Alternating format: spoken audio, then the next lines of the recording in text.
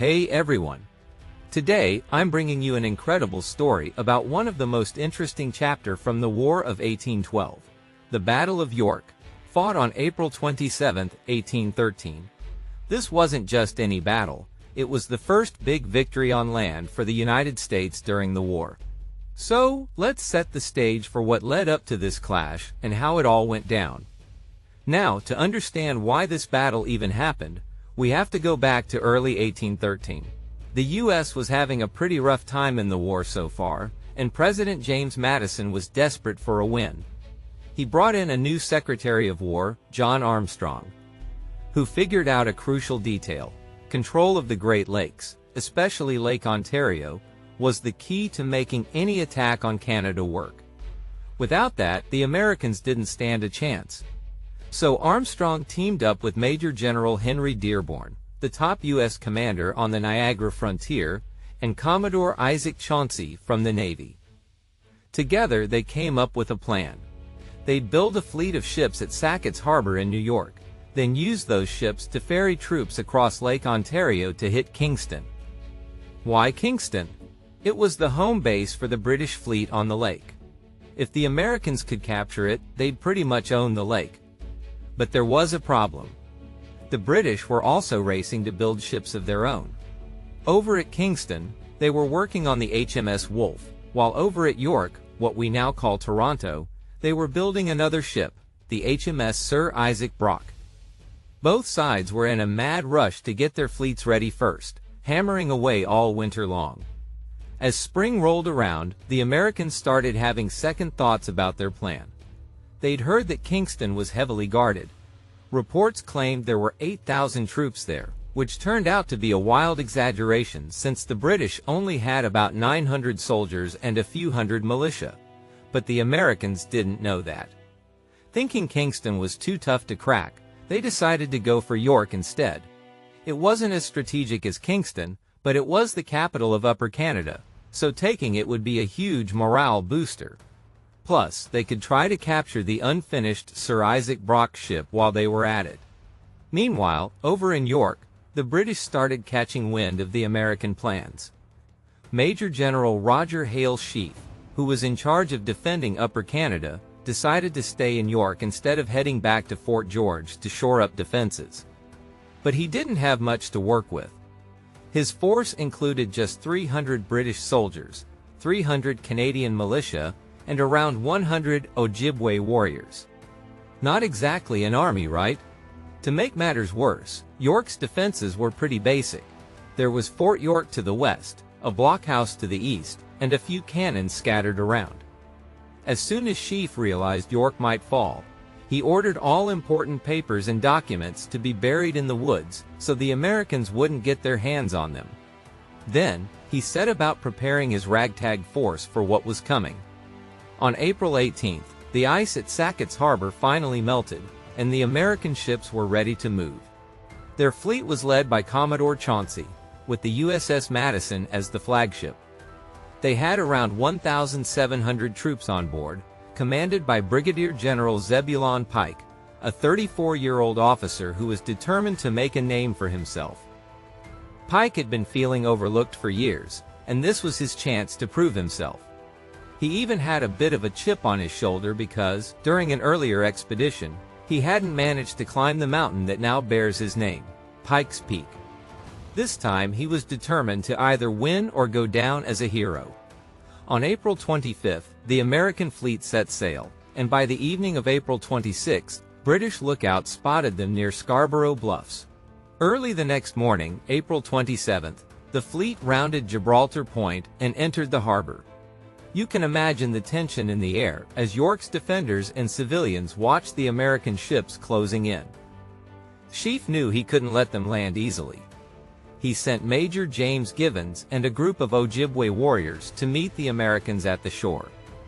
The Americans were famously uneasy about facing native warriors, so Sheaffe hoped this move would shake their confidence. He also sent in a company of grenadiers led by Captain Neil McNeil to back them up, while positioning his militia to guard against any flanking moves. So, as General Sheaffe scrambled to position his forces, The first wave of American soldiers made landfall about 4 miles west of York. Leading this initial assault was Captain Benjamin Forsyth, commanding a group of 300 riflemen clad in their distinctive green jackets. Wasting no time, they engaged the small group of Ojibwe warriors tasked with defending the shoreline. The Americans had powerful support from their schooners, which rained down grape shot from the harbor. Outnumbered and under heavy fire, the Ojibwe fighters pulled back into the woods, leaving Forsyth and his men to establish a solid beachhead. As soon as the landing site was secure, the second wave of American boats followed. This group was led by General Zebulon Pike himself, who quickly rallied his troops after wading ashore. Pike ordered his men to fix their bayonets, and they were just in time. British grenadiers under Captain Neil McNeill emerged from the forest to counterattack. However, the grenadiers were immediately caught in a deadly crossfire between Forsyth's riflemen on the ground and the relentless bombardment from the American schooners offshore. McNeill was killed in the chaos, along with many of his men, forcing the rest to retreat beyond the tree line. The retreat didn't provide much relief though. Forsyth's riflemen, skilled in woodland combat, pursued the red-coated grenadiers deeper into the forest. The dense trees offered plenty of cover for the Americans, but made the British soldiers easy targets. Their bright red uniforms stood out like beacons, and the Americans picked them off one by one. There's even a grim local legend tied to this skirmish. Apparently, 2 grenadiers fell through the ice of a nearby pond and drowned.